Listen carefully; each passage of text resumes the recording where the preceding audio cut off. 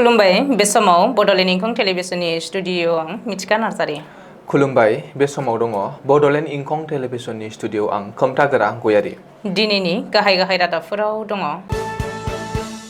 भावरागुरि बाजाराव खावनाय बेसादफोरखौ पुलिसा बोखांनो हादों। फ्रेसनि नकल आइडि हाथियारजों लोगोसे सासे सुबुंखौ पुलिसा खादों। धुब्रियाव बुरलुंबुथुर दैमायाव गबनाय लाइमोननि गोथै सहखौ बोखांबाय। सोरखारखौ सावरायनानै साख्रिनिफ्राय होखारजाबाय बिपिएफ दैदेनगिरिया। डॉक्टर हिमन्त बिश्व शर्माया लक सेवा भवनाव थिसनथाइ आयगजों सावरायदों। आसाम मावफारियाफोरनि दान बान्थाखौ बारायनो फोसावबाय। बिटिसि बिसायख'थिनि थाखाय साखाफारा नबकुमार सरनियाया। बसगाव भिजिडिसिनि सिङाव थानाय पकालागि गामिनि आइजोफोरा अरुणोदय मोनाखै। दानिया फैदिनि आबुं रादाबाव।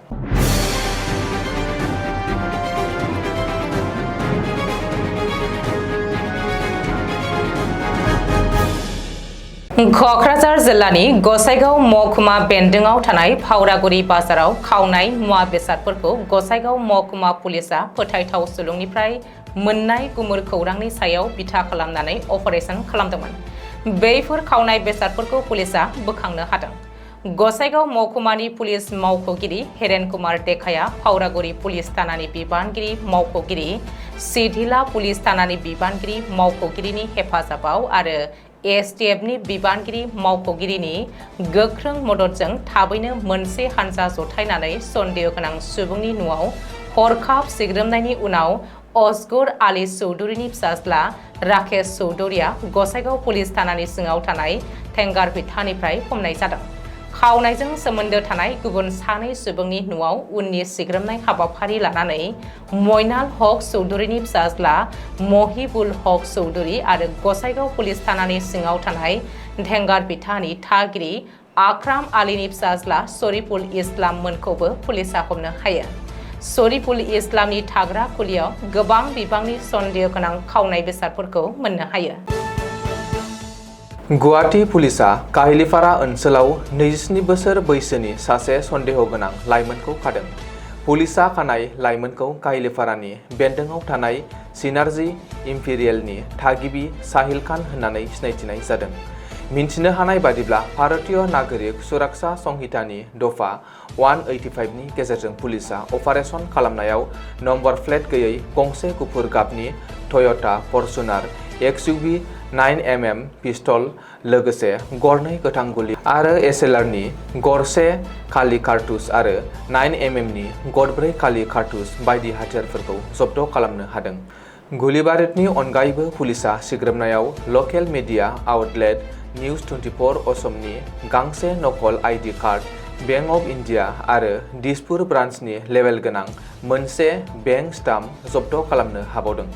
जब्द खालामनाय बेसादफोरनि थांखिखौ मिन्थिनो आरो दायनिगिरिया लोब्बा थानो हाथावना जायखिजाया गिदिर नेटवार्कखौ संदाननो थाखाय दासान्दि पुलिसनि नायबिजिरनाया सोलिगासिनो दङ।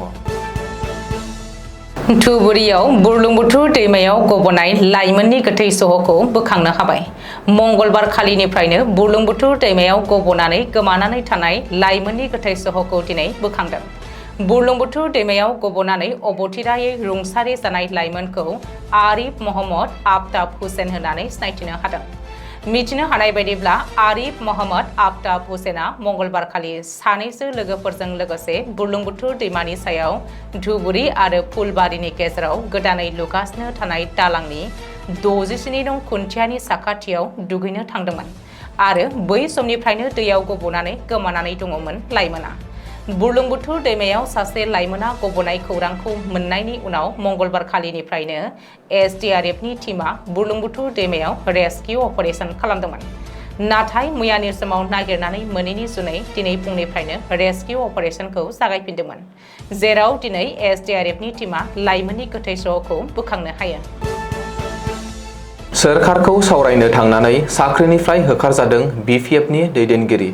बिपिएफनि दैदेनगिरि दिगन्त बेसबरुवाया सोरखारखौ सावरायनो थांनानै साख्रिनिफ्राय सासपेन्ड खालामजानो गोनां जादों। साख्रिनिफ्राय होखारजानाय बिपिएफ दैदेनगिरि दिगन्त बेसबरुवाया गरेस्वरनि सुख्लाय सेरफां ब्लक बिपिएफनि गाहाय नेहाथारि। बिपिएफ दैदेनगिरि दिगन्त बेसबरुवाया सुवागपुर गोजौ फरायसालिनि लोगो फोरोंगिरि महरै साख्रि मावगासिनो दंमोन। साख्रिजों लोगोसे समान समानै BPF दोलोआव थानानै राजखान्थियाव गोख्रोङै बाहागो लादोंमोन दिगन्त बेसबरुवाया।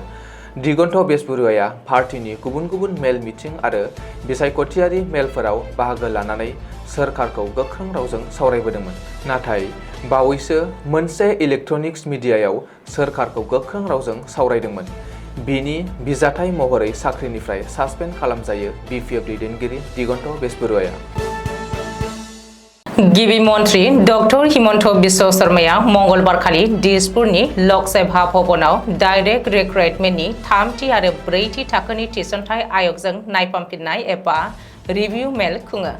बे रिभिउ मेलाव गिबि मन्त्रि डक्टर शर्माया थिसनथाइ आयगजों डाइरेक्ट रिक्रुटमेन्ट थिसनथाइ बिखान्थिनि आथिखाल जौगाथायनि बागै सावरायनाय जादोंमोन। मिथिनो हानाय बायदिब्ला बे रिभिउ मेलाव गिबि मन्थ्रिया थिसनथाइ आयगजों सोमोन्दो गोनां बिबानगिरिफोरखौ बावैनो जानो गोनां 3थि आरो 4थि थाखोनि स्किल टेस्ट आरो अरेल आनजादनि थाखाय गोनां जानाय गासैबो राहाफोरखौ लानो बिथोन होदों। आसामनि 33,652 सा आसाम मावफारियाफोरनि थाखाय गाहाम खौरां। आसाम मावफारियाफोरनि दानबान्थाया बारायसिगोन। आसाम मावफारियानि दानबान्थाया 3,000 निफ्राय 4,000 रांसिम बांसिनगोन। आसा सुपारभाइजारनि दानबान्थायाबो 9,000 निफ्राय 10,200 रांसिम बांगोन। मंगलबारखालि गिबि मन्त्रि डक्टर हिमन्त बिश्व शर्मानि दैदेननायाव खुंनाय आसाम सोरखारनि सप्तायारि केबिनेट मेलाव बे गेदेर बिथांखिखौ लानाय जायो। केबिनेट मेलनि उनाव मन्त्रि अशक सिंघाल आरो बिमल बराया खौरांगिरि मेलाव फोरमायथिनाय बादिब्ला आसाम मावफारियाफोरनि दानबान्था बारायनाया फैगौ 1 अक्ट'बरनिफ्राय गोहोम गोग्लैगोन। जानो गोनां BTC बिसायख'थिनि थाखाय जानजि खाफ्रादों क'क्राझार लकसभानि बारग' MP नबकुमार सरनिया आरो गण सुरक्षा पार्टी सुंद'यै GSPआ। BTCआव हाग्रामा महिलारिखौ खुंथायाव लाबोफिननो नाजानाय बारग' MP नबकुमार सरनियाया अदालगुरि जिल्लानि भेरगावआव खौरांगिरिजों मोगा-मोगियाव GSP मित्रजोता बिसायख'थियाव देरहागोन आरो BTC सोरखार दागोन होननानै दाबि खालामदों। बबेखानि प्रमद बर'आ रायजो राजानि सिमां मिजिंफोरखौ सुफुंनायाव फेलें जादों। UPPLआ मोनसेबो मासि देरहानाय नङा। BPFखौ 22 निफ्राय 23 मासि देरहाहोनो आरो GSP महरै 7 निफ्राय 8 मासि देरहानायनि खामानिखौ GSPआ मावगासिनो दङ, जाहाथे BTC सोरखाराव मोनसे गोख्रों बिफाव लानो हायो होननानैबो नबकुमार सरनियाया बुङो। मख'नो गोनांदि BJPनिफ्राय देरहालांनाय सोद्रोमाफ्रा माब्लाबाबो हा-हुनि जेंनानि बाथ्रा बुङा, BTCनिफ्राय गामि दानख'नायनि बाथ्रा बुङा। बेनिखायनो बेफोर गासैबो दाबिखौ सदनाव दैखांनो हानाय सोद्रोमा दैथायहरनो थाखाय गोख्रों नाजादों होननानैबो नबकुमार सरनियाया बुङो। बयनिबो जौगानाय आरो सोलायनायखौ दहाय होनानै BTC खुंथायनि गोहोआव फैनाय प्रमद बर'नि UPPL दोलोजों खुंजानाय सोरखारनि समाव गसाइगाव महकुमानि बसगाव PCDCनि बेन्दोंआव थानाय पखालाखि गामिनि आइजोफोरा अरुणोदय आसनिनि मोननो गोनां मुलाम्फाफोरखौ मोननो हायाखै। पखालाखि गामिनि आइजोफोरा खौरांगिरिनि सिगाङाव फोरमायथिनाय बादिब्ला जायफोर रान्दि आरो हाबा जायै आदुंगारि आइजो दं बिसोरो रावबो अरुणोदय आसनिनि मुलाम्फाखौ मोनाखै। बबेखानि गले गले बिसोरनि आर'जलाइखौ नाजावदोंब्लाबो फारिलाइनिफ्राय दाननानै होदों। गावसोरखौ BPF दोलोनि हेफाजाब होग्रा होननानै नासयबोदों बसगाव PCDCनि बिबानगिरिफोरा, जायनि जाहोनाव क'क्राझार जिल्ला बेंगिरि आरो गोजौ खुंथायनिसिम थोंजों राहा लानो आरो जाथायखौ नायबिजिरनो खावलायदों पखालाखि गामिनि अरुणोदय आसनिनिफ्राय जानगाराव थानांनाय आइजोफोरा। दिनैनि रादाबा एसेनोसै। गोजोन्थों। गोजोन्थों।